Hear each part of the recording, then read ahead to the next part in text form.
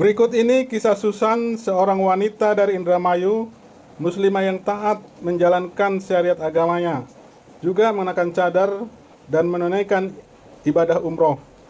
Titik balik spiritual Susan terjadi dimulai saat sakit yang tak kunjung sembuh.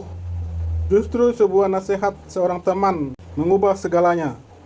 Nasihat itu nasihat sederhana yang menuntun Susan bisa mengenal Tuhan, bisa mengenal jalan kedamaian di dalam kebenaran Tuhan Yesus. Inilah kesaksiannya, mari kita saksikan.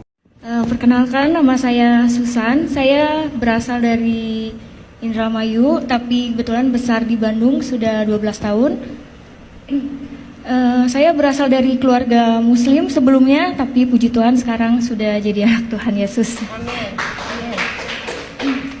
Singkat cerita, sebelum saya mengenal Tuhan Yesus, saya juga sebelumnya 2019 saya sudah berangkat umroh dan bercadar juga. Kenapa saya ingin ikut Tuhan Yesus? Karena awal mulanya saya itu merasa kayak gak punya hidup damai sejahtera di agama sebelumnya. Mohon maaf karena sebelumnya saya juga taat melakukan ibadah, puasa, tahajud dan seperti orang lain lakukan di agama seberang. Terus saya berdoa sama Tuhan. Waktu itu saya dikasih sakit dulu sama Tuhan, dan mungkin itu proses Tuhan untuk membentuk saya dan merasakan kasih karunia Tuhan sehingga saya diselamatkan oleh Tuhan. Saya dibentuk, saya dikasih sakit, tapi saya larinya bukan ke dokter, saya larinya malah ke dukun, ke orang pinter. Saya minta air, doa segala macam. Dan yang anehnya itu sakit saya itu nggak jelas gitu ya, kayak orang vertigo, tapi 2 bulan berturut-turut saya merasakan sakit. Pada akhirnya mungkin Tuhan kirim seseorang kepada saya, yaitu teman. Dia orang Katolik dan dia cerita kayak gini, coba tolong kamu doa yang kamu mengerti, doa orang Kristen. Dari situ saya ngerasa saya tidak mau agama saya disamakan dengan agama kamu. Agama saya, agama kamu. Di situ saya marah dan nggak tahu kenapa semenjak pas dari situ saya kepikiran gitu. Oh iya ya, karena kan kalau doa orang agama seberang pasti pakai bahasa Arab dan saya tidak mengerti artinya gitu, cuma doa aja. Nah dari situ saya iseng buka-buka YouTube, lihat kesaksian orang-orang Kristen dan saya penasaran gitu, sehebat inikah Tuhan Yesus? Apakah ini kesaksian palsu atau apa? Saya nggak ngerti. Pada malam itu saya langsung berdoa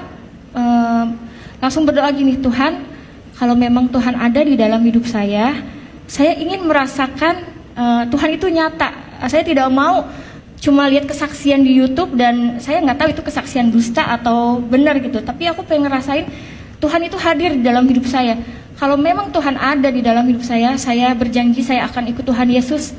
Dari situ besok pagi saya dikasih sembuh, tapi itu saya masih tidak percaya sama Tuhan Yesus karena saya masih berpikir ini suatu kebetulan aja, bukan karena Tuhan Yesus yang menyembuhkan saya.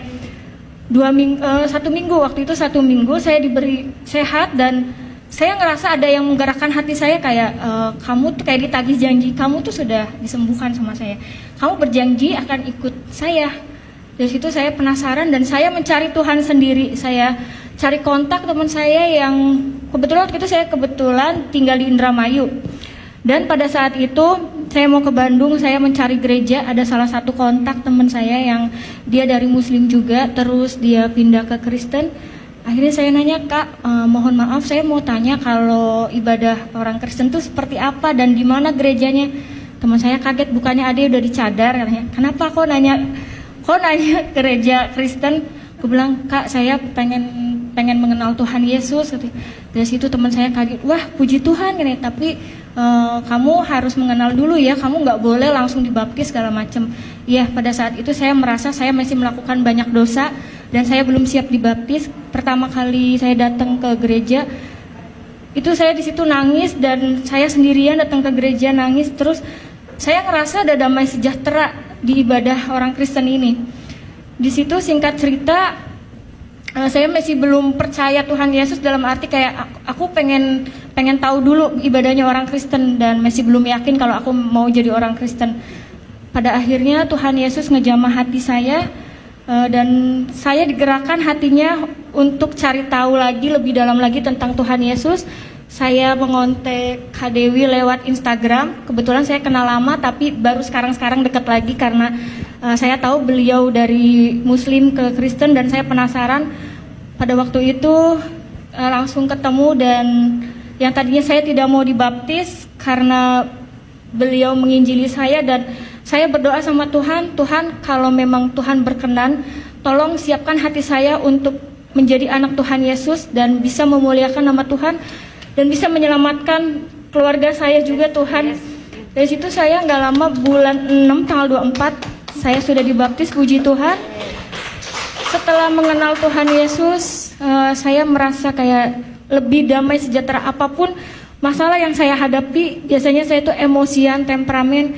Puji Tuhan sekarang saya bisa lebih sabar, lebih menerima kenyataan hidup saya. Dan saya juga pernah ketahuan sama mama saya, karena kebetulan orang tua saya belum tahu kalau saya Kristen. Beliau nemuin satu buku pelajaran dasar kekristenan, dan di situ mama saya bilang, ini apa gambar Tuhan Yesus, buang nggak bukunya, sobek-sobek nggak. Dari situ saya nangis, kataku tuh jangan, ini punya temen aku bilang gitu kan. Terus malamnya aku mimpi mama aku mau bunuh aku gara-gara aku ngikut Tuhan Yesus. Terus aku bilang, nggak apa-apa mama bunuh saya, tapi saya mau ikut Tuhan Yesus sampai kapanpun. Saya nggak mau lepas dari Tuhan Yesus, saya rela mati demi Tuhan Yesus. Di mimpi saya seperti itu, bangun tidur saya nangis sampai berdoa, Tuhan kiranya Tuhan jamah hati mama saya, karena orang tua saya itu Muslimnya benar-benar dia kental banget. Dan karena dia udah tahu aku umroh, sampai saat ini pun mamaku masih suruh aku sholat.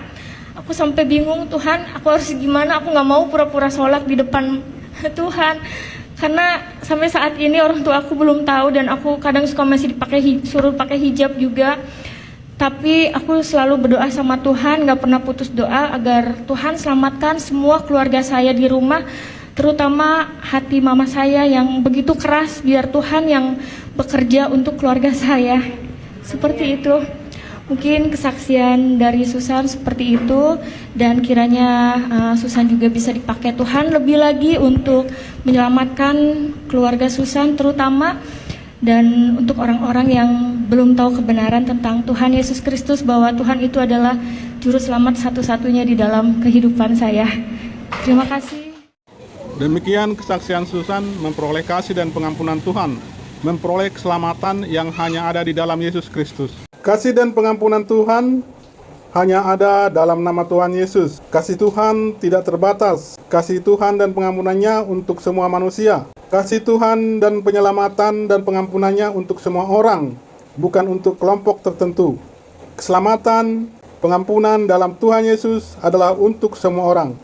Tapi siapakah yang memperoleh keselamatan itu? Yang memperoleh adalah bagi setiap orang yang membuka hati dan menerima Yesus sebagai Tuhan dan Juru Selamatnya. Amin.